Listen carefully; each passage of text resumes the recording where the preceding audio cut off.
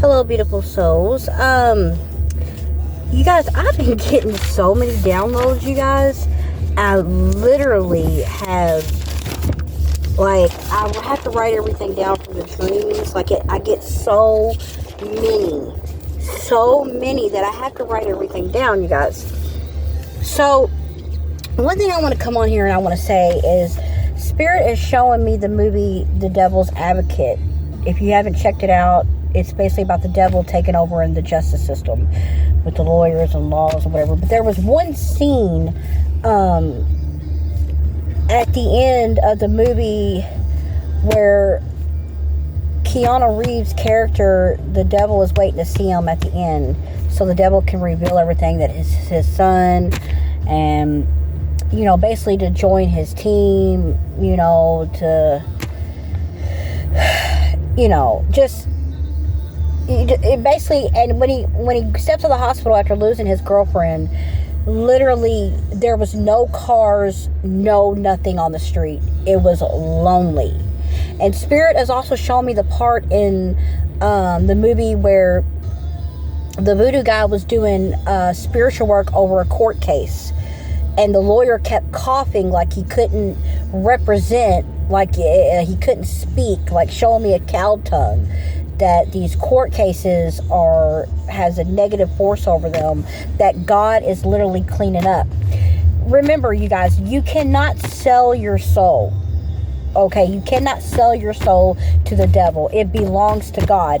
Where the illusion comes in is when you think you are, but literally you're keeping yourself trapped and bound to this world. And one thing about the lonely road in the movie The Devil's Advocate, that's what it's like when you think you're selling your soul to the devil. Because say you want to be this famous star, and yes, you're getting all this money, and let's just use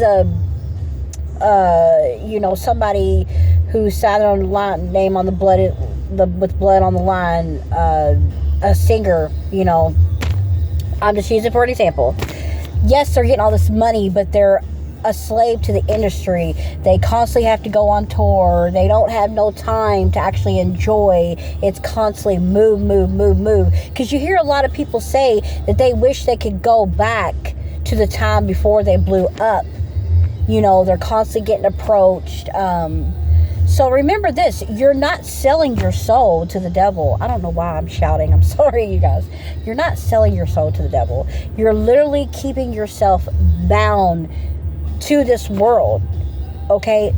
And also, too, God is showing me a vision of... Have you guys seen videos on TikTok, like when they show those big seals or their big whales in the ocean, and I don't know what it's called, that's all over them, like little tiny shells that stuck on them and like eating off of them, platypus, I don't know what it's called. But literally, when you work on and open your heart to God, right, literally all that negative energy, all that sinning, everything, it gets chipped away. You see those people on those TikTok videos chipping away those, I don't know what it's called, on the wells. But that's literally what God is showing me. And the message that God is saying to me, because we're all human, okay? There was times, when Jesus, when he was in this world and he had flesh on him, there was times that I know, that Jesus has come to me and let me know and tell me that there was times he was hard too, that he broke down too, that literally when you open your heart and you try to get on that higher path, literally all that sinning chips away. Yes, God understands you're human. Yes, you're still going to make mistakes. And you guys, I'm not going to be a hypocrite. I'm talking to myself as well. Sometimes we still mess up. But the one thing that God explains to me, where I'll go to God and I'll be like, God, I messed up. I messed up again. I was doing so good, being obedient, but I slipped up. He says, he told me, like, do you see how you recognize that you messed up? How bad you feel when you messed up? I know you're human. I understand. You are human. But you recognize that, and in that recognition and accountability alone as well, God loves you for that. You don't realize, but you're slowly, God's changing you to where you're not going to want to do it as much anymore. You're not. There's a lot of negative forces and negative people that want you to go back to your past. They want you to go back to doing all those awful things, or whatever the negative that you have done. One of my dreams, people are putting magic, and when I just say magic, I don't mean like also spells. People are talking and putting into words, I don't know what you call it, wishing that you would go back to maybe crimes that you once did, or go back to addiction. People are not really realizing that you have changed. You're not perfect. You never claimed you're perfect. You still have your days where you're, nobody's perfect. God, what I'm saying to you is God understands that. He slowly takes it away. You take taking accountability is a big step. But you don't realize that God's slowly where you don't want to do certain things anymore. You just don't. You don't have it in your energy anymore. It's I don't know if some people look at it like, they'll call the ones that, turn to God, turn to Jesus, we're crazy, you think you're better. No, that's the illusion that the devil is trying to put on these people. Anything to stop you, to keep you bound to this world.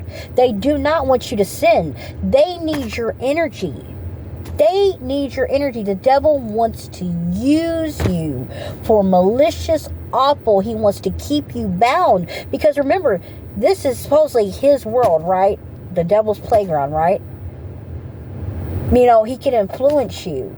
And you can sit in that anger and that bitterness and that poor me, it happened to me. But God says when you're obedient and you listen to me, but when you follow God, you want to be obedient. And even if you do slip up, God understands. He knows you're going to have slip-ups. He knows. It's okay.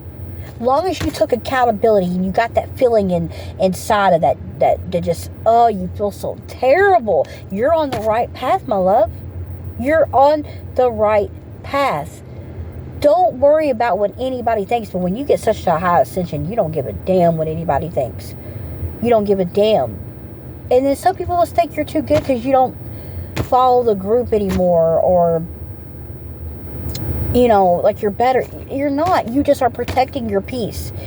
You also know if you go and return things that God is going to slap you on the wrist, because don't go back to something that God saved you from. And I talk to myself as well. I will never get on here and talk and say some shit that I don't talk to myself as well, you guys. I'm just speaking to you from experience and the things that I get, in the dream world, and what's in my heart. That God is really, Jesus is really reaching out to people. I watched the movie Control about a guy who's in prison who was, on death row, and they put him in this, a medical, use him as like a lab rat for a test for remorse, like a pill to have remorse. And the guy started having remorse and started feeling bad and wanting to change. Come to find out in the end, the pills that they were giving this guy was sugar pills. It wasn't even the pills that the real pills they were trying on. That's how God works on you. He slowly starts to change you.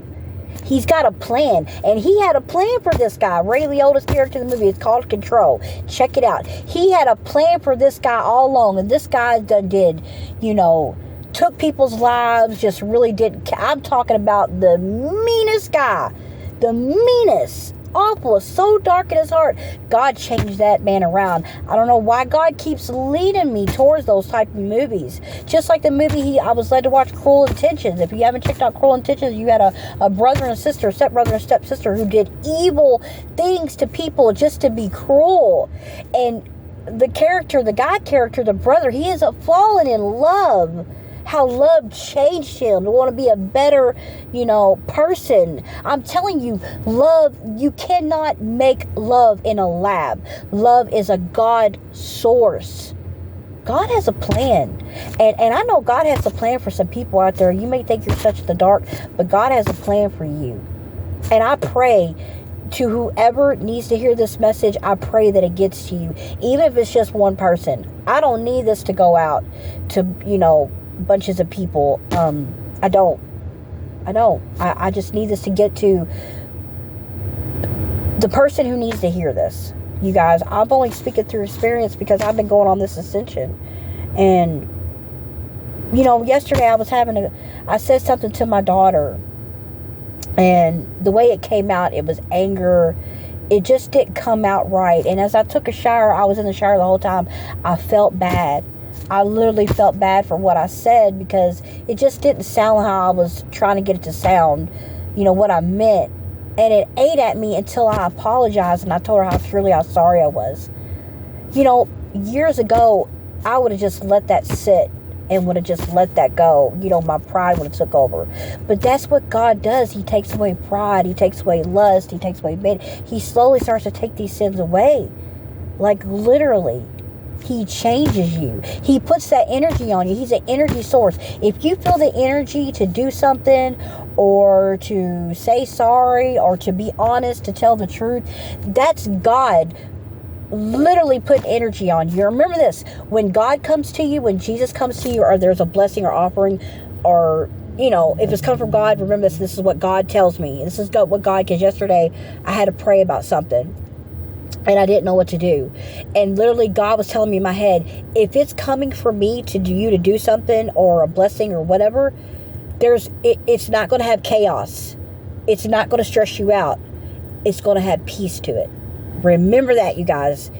Remember that. Sometimes you think a blessing's come from God, but it's not. It's actually to set you up and to trap you later on down the road. If something comes with chaos or you feel rushed or uneasy, it isn't peace, I'm telling you, that's not coming from God. It's not. God comes in peace. All right, you guys. I love you guys. 333. Oh, journey along.